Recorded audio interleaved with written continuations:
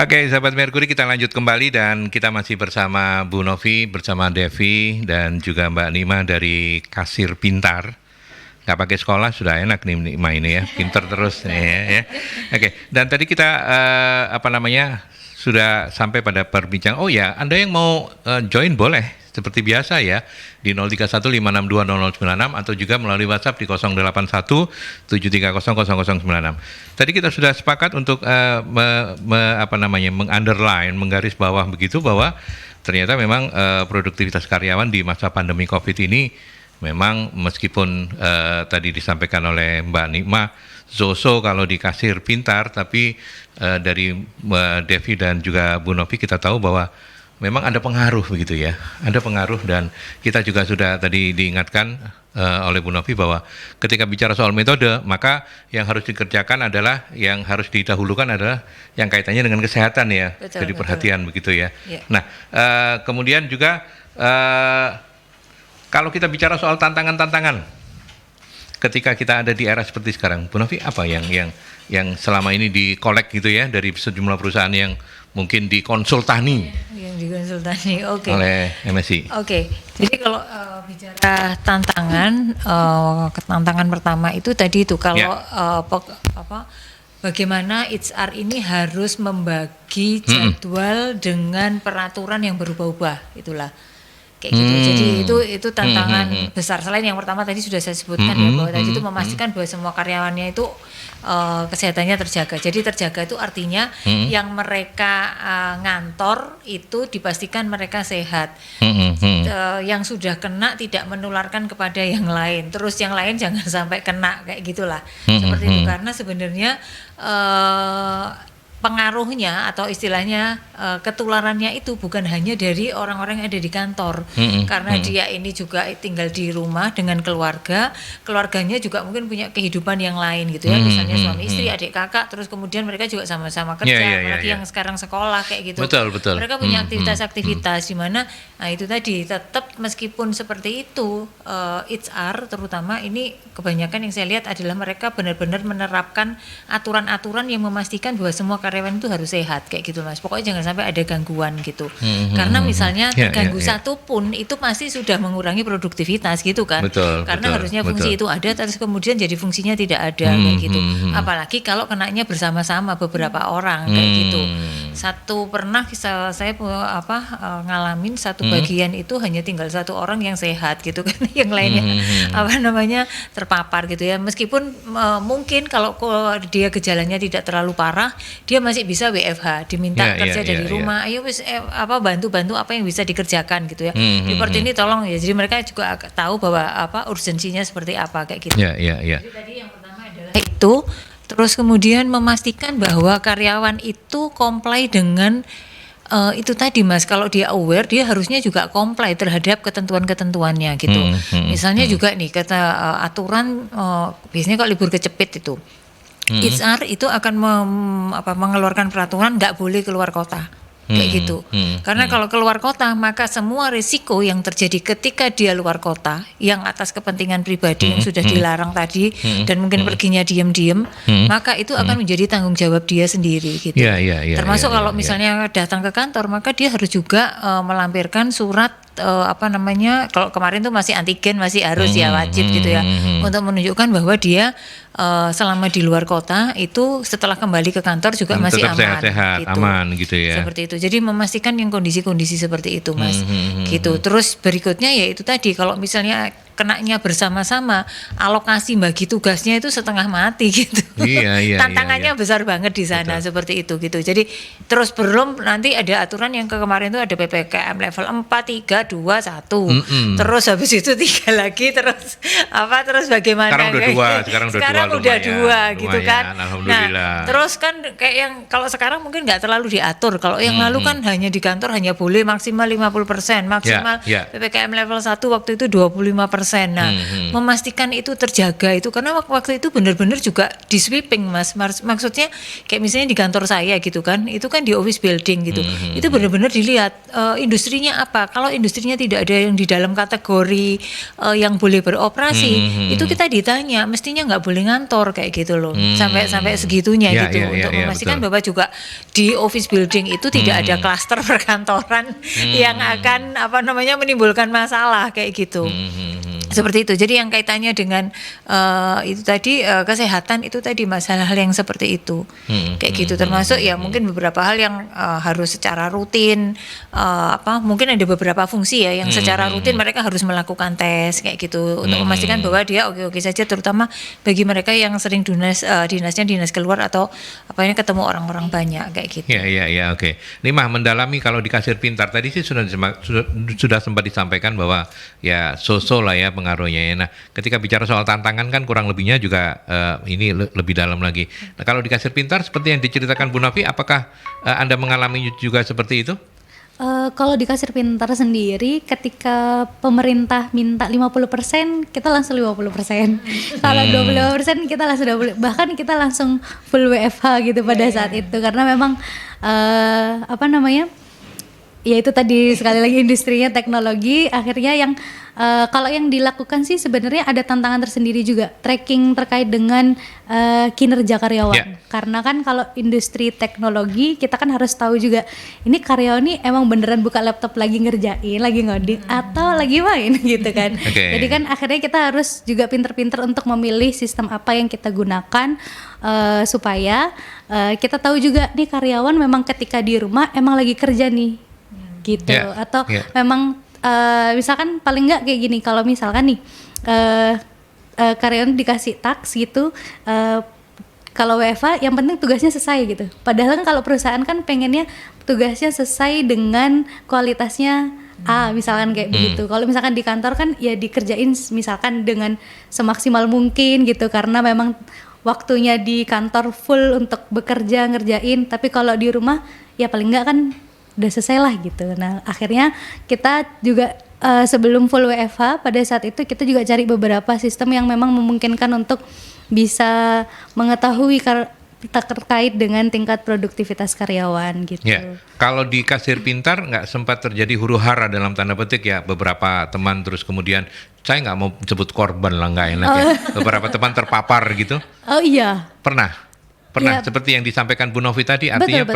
pernah. Pernah, termasuk saya. Termasuk gitu ya. Waktu itu dari 40 ada berapa? Cukup banyak. Yang bersamaan maksudnya. Yang bersamaan itu sekitar 4 orang. 4 orang ya, dan itu mengganggu sekali ya. Oh, sekali, terutama sama kalau satu divisi.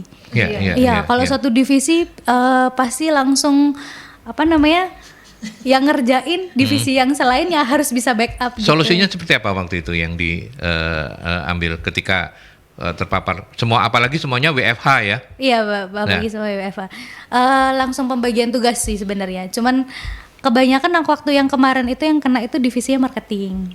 Iya, jadi kalau divisi marketing apalagi kondisinya COVID seperti ini, bersyukurnya kayak misalkan kita pameran atau ketemu sama karyawan klien itu lebih berkurang.